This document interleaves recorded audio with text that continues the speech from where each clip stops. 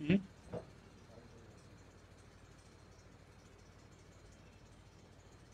शुरू करें।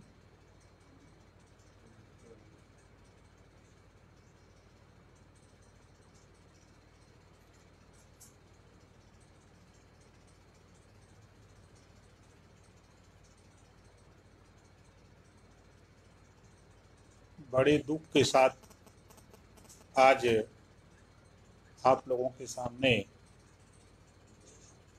मैं अपनी बात कहना चाहता हूं।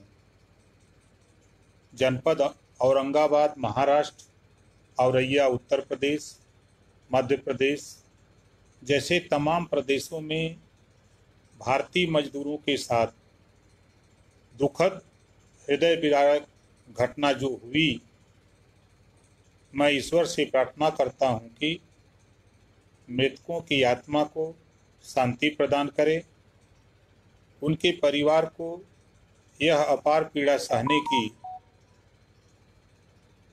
शक्ति दें। साथियों, इसी बात को लेकर जो देश और प्रदेश की सरकार है,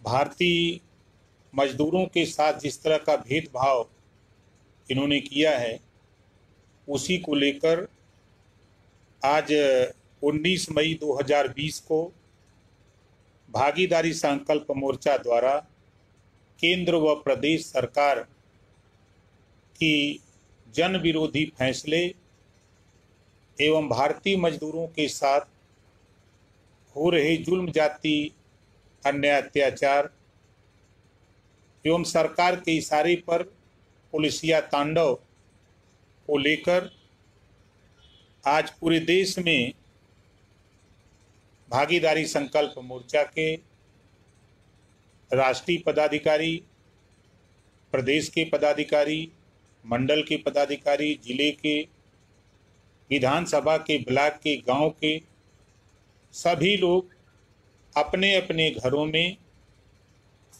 काली पट्टी बांधकर सोशल मीडिया के माध्यम से हम देश और प्रदेश सरकार को ये बताने के लिए हम लोग आज ये फैसला लिए हैं कि जो आपने भारतीय मजदूरों को आग की भट्टी में झोंकने के लिए काम शुरू किया है, उसका खुलासा मध्य प्रदेश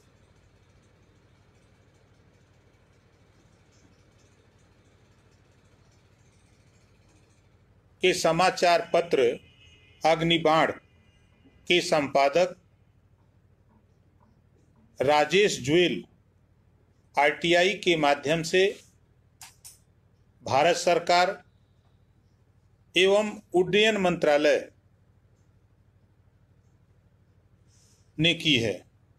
15 जनवरी से 23 मार्च तक 78,04,000 यात्री भारत में एयरपोर्ट द्वारा आए, जिसमें मात्र 15,24,266 लोगों की स्क्रीनिंग मात्र हुई। 62,79,734 यात्री बिना जांच के एयरपोर्ट से बाहर निकलकर पूरे देश में कोरोना फैलाने के लिए घूमते रहे। विदेशों से आने वाले यात्रियों की जांच समय से कर 14 दिन के आइसोलेशन में भेजा होता तो देश में आज इतना बड़ा कोरोना महामारी नहीं फैला होता। लेकिन देश के हम उन गरीब, कमजोर, पिछड़े, दलित, अल्पसंख्यक, वंचित समाज, भारतीय मजदूरों से कहना चाहूंगा कि आप हमारी बात को जरा ध्यान से आप सुनो। मोदी मोदी सब करे, मोदी मोदी सब करे, असलियत समझे ना कोई। मोदी मोदी सब करे, असलियत समझे ना कोई। जो मोदी समझ पर जागते, जो मोदी समय पर जागते, तो कोरोना काहे को होए। जिसका उदाहरण 30 जनवरी को जब केरल में पहला पेशेंट कोरोना का मिला, उसी समय हमारे देश की सरकार अगर जाग गई होती और 10 दिन का टाइम देकर एयरपोर्ट बंद कर दिए होते और ये घोषणा कर दिए होते कि पूरे देश से जो लोग बाहर से आए हुए लोग हैं वो 10 दिन के अंदर अपने अपने मुल्क को लौट जाएं, क्योंकि कोरोना महामारी पूरे दुनिया में फैल रही है, वो भारत में भी फैलेगी। इस नाते वो अपने वतन को लौट जाएं और जो लोग आए उनकी स्क्रीनिंग किए होते, उनको आइसोलेशन में रखे होते, तो आज ये नौबत नहीं आती। लेकिन 30 जनवरी को पेशेंट मिलता है और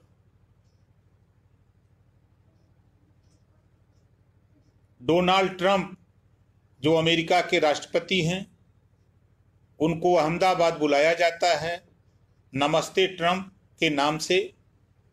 पूरे गुजरात से लाखों लोगों को जुटाया जाता है। जो डोनाल्ड ट्रंप के साथ हजारों लोग आए, ना तो उनकी स्क्रीनिंग हुई, ना तो उनको आइसोलेशन में रखा गया, और बड़े जोश खरोश से गरीबों को ला करके उस मैदान में इकट्ठा किया गया, भीड़ दिखाने के लिए कि हमारे अमेरिका के राष्ट्रपति आ रहे हैं, हमारे देश के लोग आपका स्वागत कर रहे हैं। और डोनाल्ड ट्रंप जी के आने की वजह से जो अहमदाबाद में कार्यक्रम हुआ, आज उसकी देन है, उस कार्यक्रम की देन है कि अहमदाबाद में मलेक्टी लग गई है। पूरे देश में सबसे ज्यादा अगर कोरोना महामारी 15 दिन के अंदर निकलेगी तो वह अहमदाबाद में निकलेगा। दूसरा, भारतीय जनता पार्टी नहीं बल्कि भारतीय जुमला पार्टी हम कहते हैं।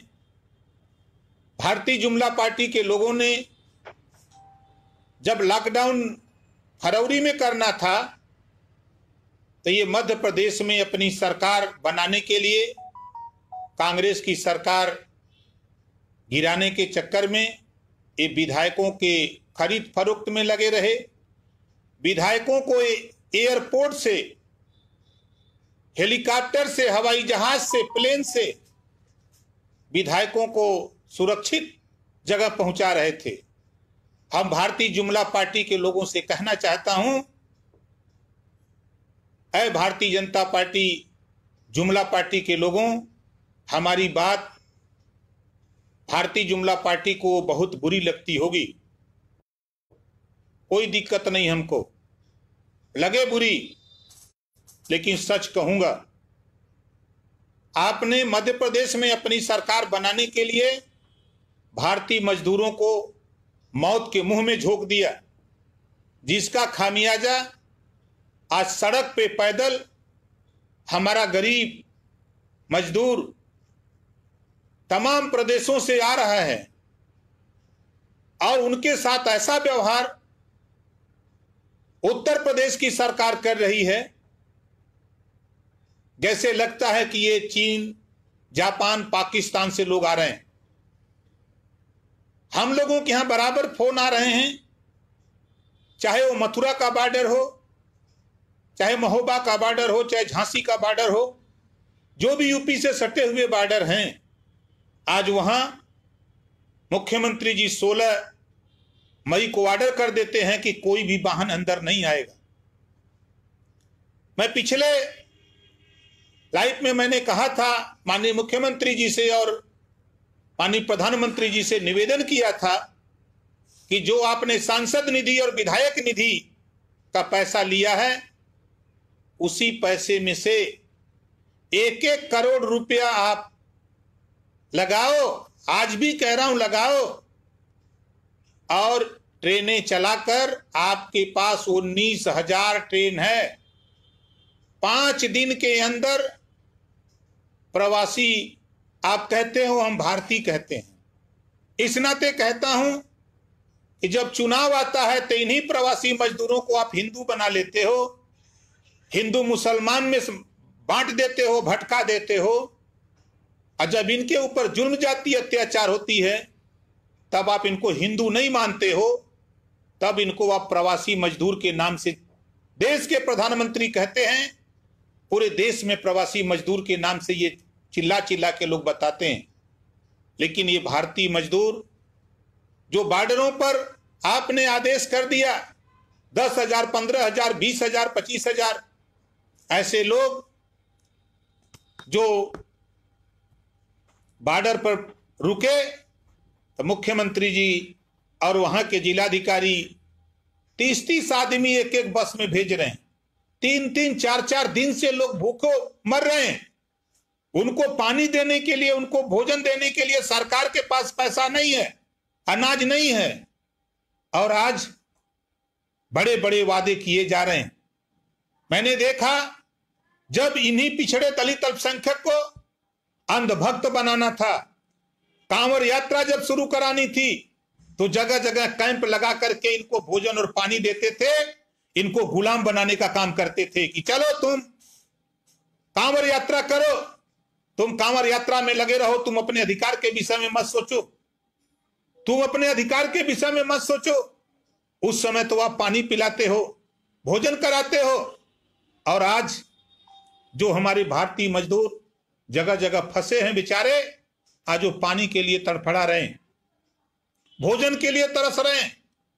और आज चाहे पंजाब हो, चाहे राजस्थान हो, चाहे दिल्ली हो, चाहे गुजरात हो, चाहे महाराष्ट्र हो, चाहे केरल हो, तमिलनाडु हो, आंध्रा हो, देश के तमाम प्रदेशों में ऐसे मजदूर, हमारे भारतीय मजदूर फंसे हैं जिनके पास आज खाने के लिए भोजन नहीं है, पैसा उनके पास नहीं है, वो घर आना चाहते हैं, लेकिन केंद्र और प्रदेश सरकार उद्योगपतियों के पीछे लगी है, उद्योगपतियों को बढ़ावा देने में लगी है, और देश के प्रधानमंत्री और प्रदेश के मुख्यमंत्रीगण इन भारतीय मजदूरों को सकुशल घर लाने के लिए खाली ड्रामेबाजी कर रहे हैं।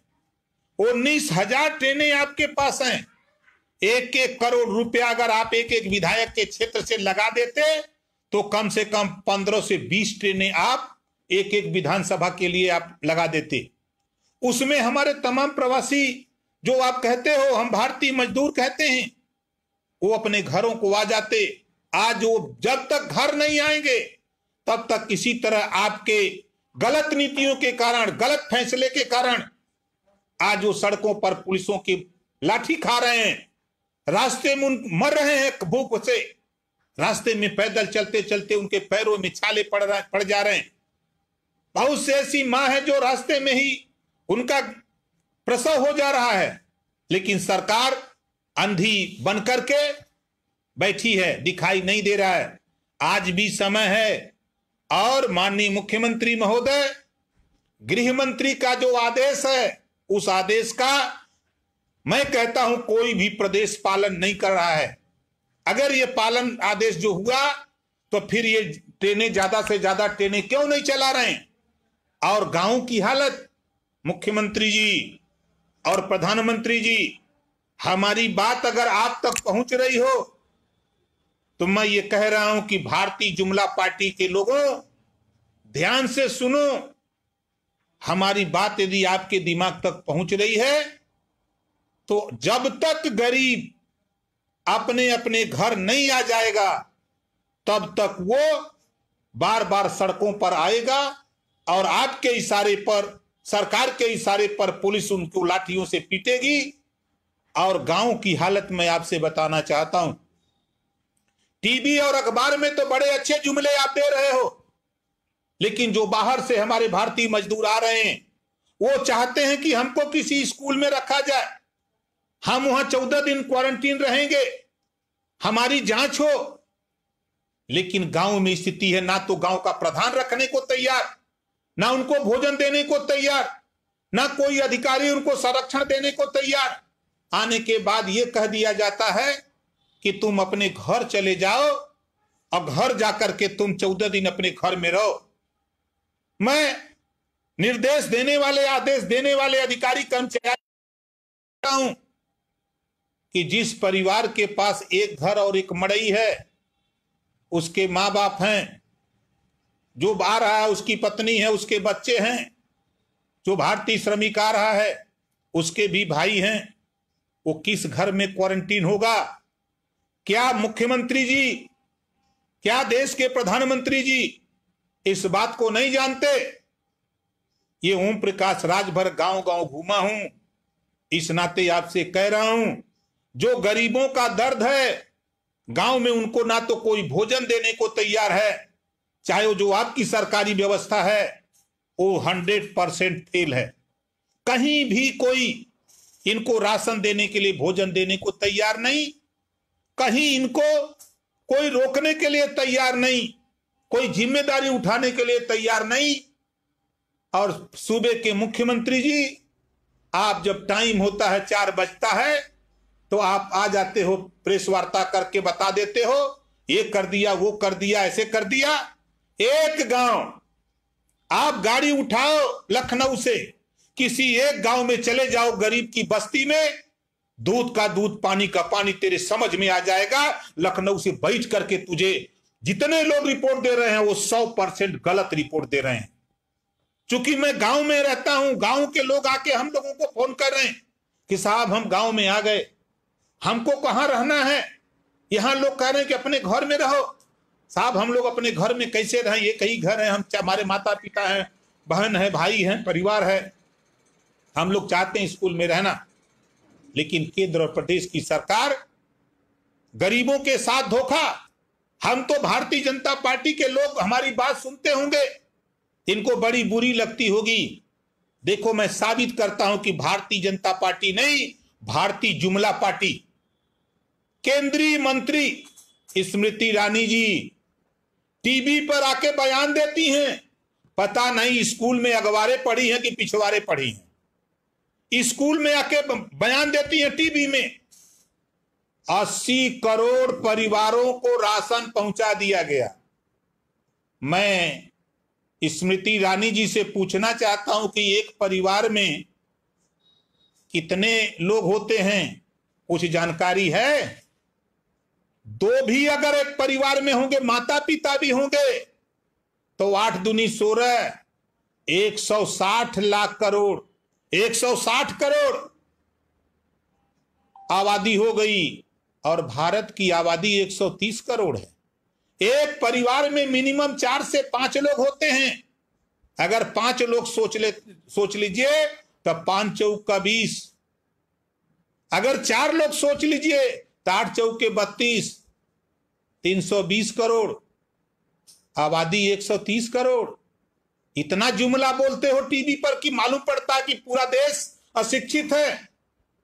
और स्मृति ईरानी जी, मैं आपको याद दिलाना चाहता हूं, मेरे मोबाइल में आपका भाषण टेप है, जो 2014 के पहले आपने भाषण दिया था कि यह सरकार पेट्रोल और डीजल का दाम बढ़ा रही है, महंगाई ला रही है।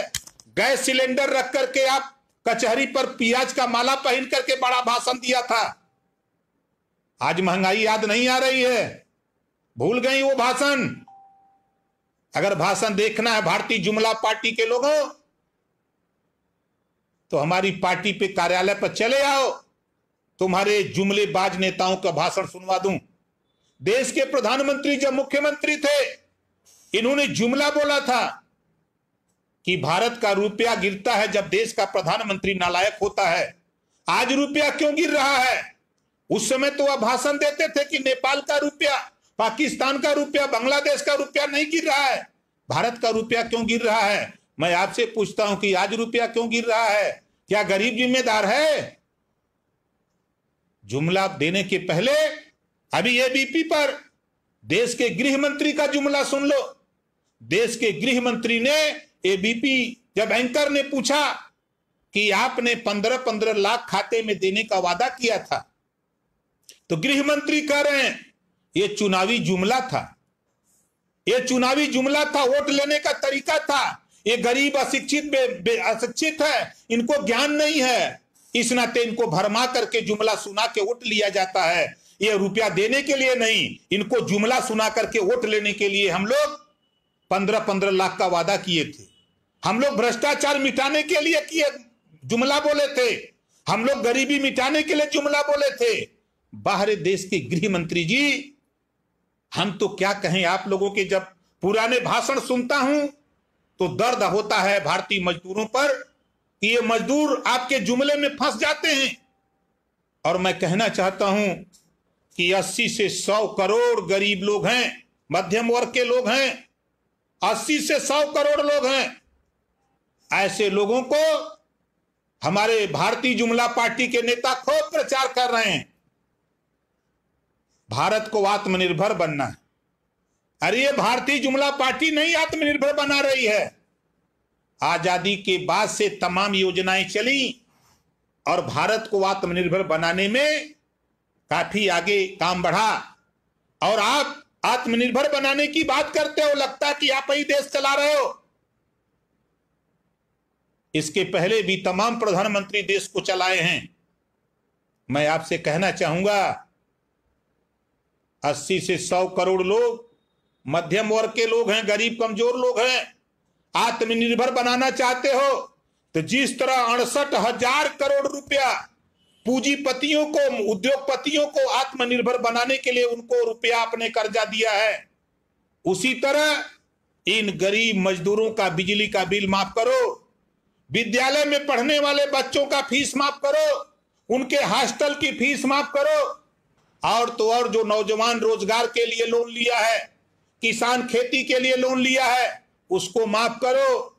और आत्मनिर्भर बनाने के लिए 1-1 करोड़ रुपया 80 से 100 करोड़ लोगों के परिवार को, जो मध्यम वर्ग के लोग हैं, इनको 1-1 करोड़ रुपया आप इनके खाते में भेजो। जिस तरह उद्योगपतियों को 68,000 करोड़ रुपया तूने माफ कर दिया, यहां तो मात्र 100 करोड़ लगेगा। आप दोस्ती करते हो उद्योगपति रामदेव, ये उनसे कहते हो कि तुम योग करके जुमला सुनाओ, 50-50 आधा आधा माल बांटेंगे। 2,212 करोड़ रुपया माफ कर दिया खाली रामदेव का, अच्छा किया। यहां हम 100 करोड़ की बात करते हैं। एक एक गरीब को आत्मनिर्भर बनाना चाहते हो तो 1-1 करोड़ रुपया दे दो, वो अपना खुद आत्मनिर्भर बनने की तैयारी, उसके पास दिमाग है, सोच है। जुमलेबाजी आप लोग बंद करो। इस नाते आज भारतीय समाज पार्टी, जन अधिकार पार्टी, वंचित समाज पार्टी, राष्ट्रीय उपेक्षित पार्टी, मानव समाज पार्टी और जनता क्रांति पार्टी, हम जो 7 लोग मिले हैं, भागीदारी संकल्प मोर्चा बना है। अब हम लोग मिलकर के भारतीय जुमला पार्टी को हम समाप्त करेंगे उत्तर प्रदेश से। पूरे उत्तर प्रदेश में हम लोग चुनाव लड़ेंगे 403 सीटों पर और सरकार बनाएंगे। जिनको आज आप पैदल चलने के लिए मजबूर किए हो, जिनको खाना नहीं दे रहे हो, जिनको लाठियों से पीट रहे हो, जिनको आप ट्रेन से आने का साधन नहीं दे रहे हो, और गांव में जो लोग आए हैं उनको राशन नहीं दे रहे हो। वित्त मंत्री निर्मला सीतारमण जी पहले तो खूब इंग्लिश बोलती थी, जब राहुल जी चले गए, किसी गरीब से मिल लिए, उसी दिन आपको हिंदी आ गई, उसी दिन से आप हिंदी बोलने लगे।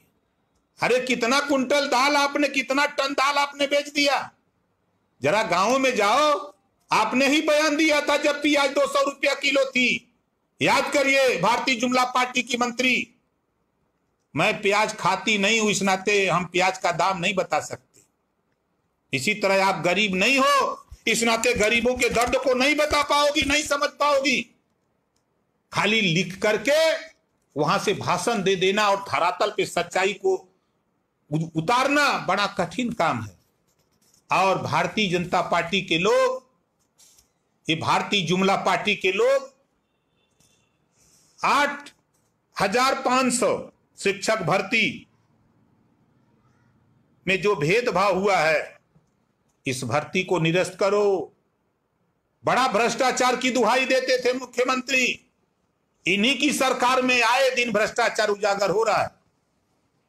और थाने की हालत, बिना पैसा लिए किसी गरीब का काम नहीं हो रहा है।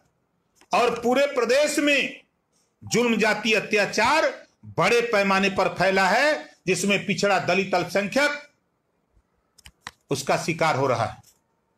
चाहे इलाहाबाद की घटना हो, चाहे गोंडा की घटना हो, चाहे मथुरा की घटना हो, चाहे अयोध्या की घटना हो, चाहे लखनऊ की घटना हो, पूरे प्रदेश के 75 जिले में आए दिन जुल्म जाति अत्याचार हो रहे हैं। इस नाते हम कहेंगे मुख्यमंत्री जी, ये